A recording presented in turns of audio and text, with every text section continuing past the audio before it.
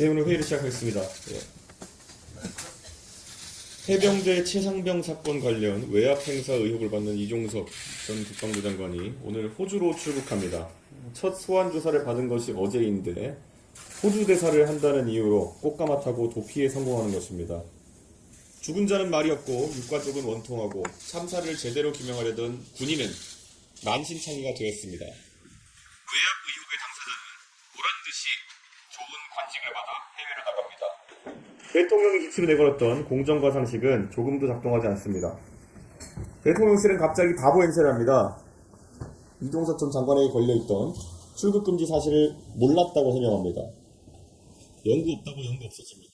우리나라 시술도 아니고 몇 년 후에는 도피시키면 그만입니까? 정말 이제 편하게 되셨으면 좋겠습니다.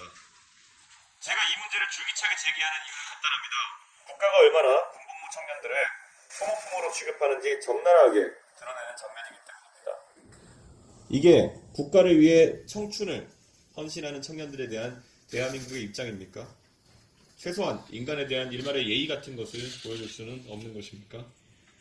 저는 어떠한 사고가 발생했을 때 윗선에 묻지마 책임을 지우는 데는 단호히 반대합니다.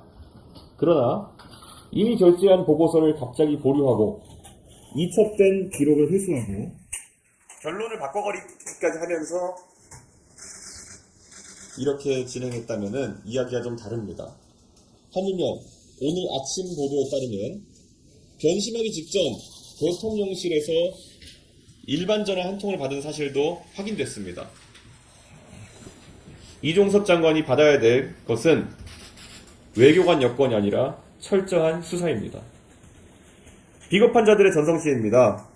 한 나라의 국방을 책임지고 있는 국방장관이 어쩌다 그런 과감한 행동을 할 수 있는지, 그리고 이어지는 호주 대사로의 황급한 영전까지 국민 누구나 그 인과관계는 어렵지 않게 추측할 수 있을 겁니다.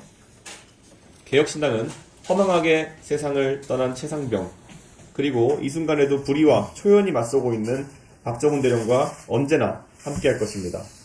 끝까지 진실의 문을 열기 위해 최선을 다하겠습니다. 당장은 진실을 회피하려고 무던히 애를 쓰겠지만 당신들의 비정함과 비겁함을 국민들이 똑똑히 지켜보고 있을 것입니다. 다음은 금태섭 최고위원 발언입니다.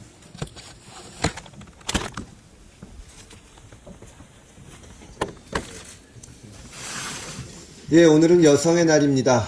관련 정책을 준비했는데 그 전에 먼저 우리 당이 그동안 보여준 모습에 대해서 성찰과 반성의 말씀을 좀 드리려고 합니다. 우리 당 지지율을 보면 최근 갤럽 조사에서 여성 대 남성 지지율이 1대5로 나왔습니다. 다른 여론조사도 비슷합니다. 영남의 민주당, 호남의 국민의힘만큼 우리 당은 여성 유권자들에게 지지를 받지 못하고 있는 것이 냉정한 현실입니다. 개혁신당이 여성정책을 내놓으면 조국신당이 공정입시를 내세우는 것만큼 조소를 받기도 합니다. 하지만 여성과 남성은 공동 운명체입니다. 현대 문명은 성평등을 지향해 왔습니다. 한쪽 성의 지지만 받는 정당은 현대적 대중정당이 될 수 없습니다. 세계적으로 봐도 세대나 지역별로 지지율이 다른 정당은 있어도 성별로 지지율이 극단적으로 갈리는 정당은 없습니다.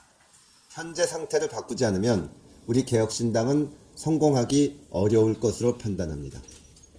이제부터라도 제대로 된 성평등 정당이 되도록 저부터 노력하겠습니다. 복지국가 이론의 세계적 석학인 요스타 에스핑 앤더슨에 따르면 오늘날 선진국의 당면 과제는 가정의 성평등입니다.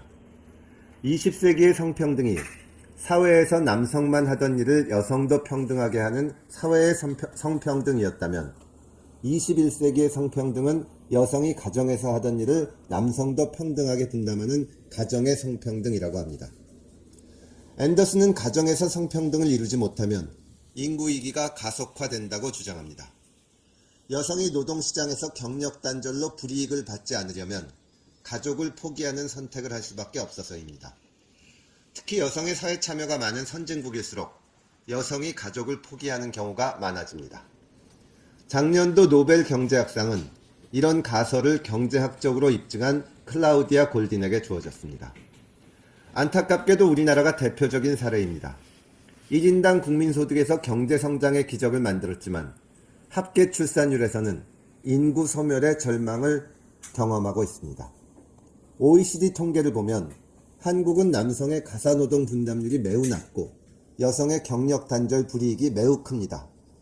30대 이하에서는 상황이 많이 나아졌지만 그럼에도 불구하고 선진국과는 아직 차이가 큽니다. 가정에서 이루어지는 가사 육아 돌봄을 남녀가 평등하게 분담할 수 있는 경제적, 사회적, 문화적 조건을 만들어야 합니다. 저는 가정의 성평등 문화 정착을 위한 시작으로 정부가 통상임금 100%를 보장하는 334 엄마 아빠 육아휴직 의무제를 제안합니다. 기업은 육아휴직에 대한 의무를 집니다. 부모에게 10개월을 보장하는데 엄마 아빠는 각각 3개월씩 육아휴직을 의무적으로 사용해야 합니다. 남은 4개월은 자신 또는 배우자가 선택해서 사용할 수 있습니다. 부모가 함께 5개월을 사용할 수도 있고 엄마 3개월, 아빠 3개월, 함께 2개월을 사용할 수도 있습니다. 엄마 3개월, 아빠 7개월도 가능합니다. 휴직 중 급여는 정부가 고용보험을 통해 통상임금 100%를 지급합니다. 고용보험 가입 대상을 이번 기회에 자영업자, 프리랜서 등에도 넓혀야 할 겁니다. 불안정한 일자리일수록 일가정 양립이 어려운데 정작 고용보험은 그들을 보호하지 않습니다. 성평등 육아 문화가 정착될 때까지 과할 만큼 정부가 육아휴직 보장에 나서야 합니다.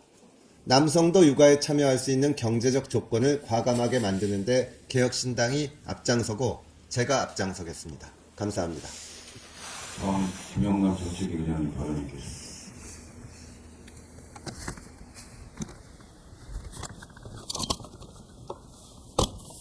국민연금 기금운용본부가 작년 한 해 동안 13.59%의 수익을 냈습니다.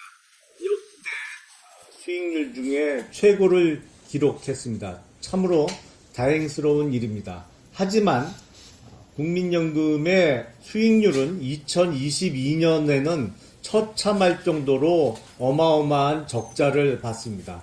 최근 10년 동안의 국민연금의 평균 수익률을 보면 약 4.7% 정도 됩니다. 이에 반해서 캐나다 연금의 경우에는 10년 평균 수익률이 10%에 이릅니다.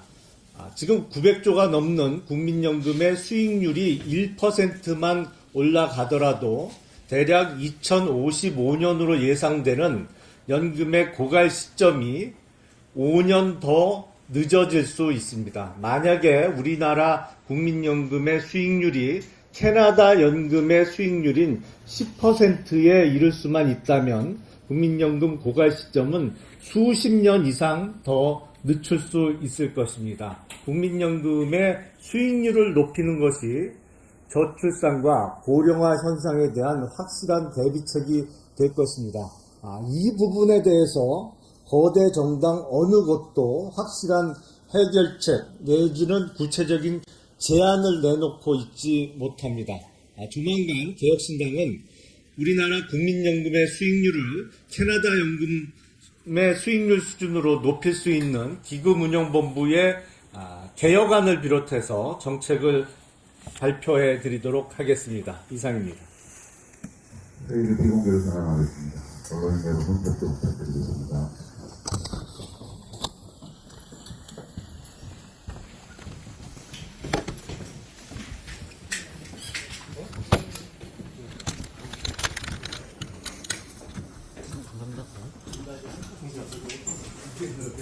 감사합니다.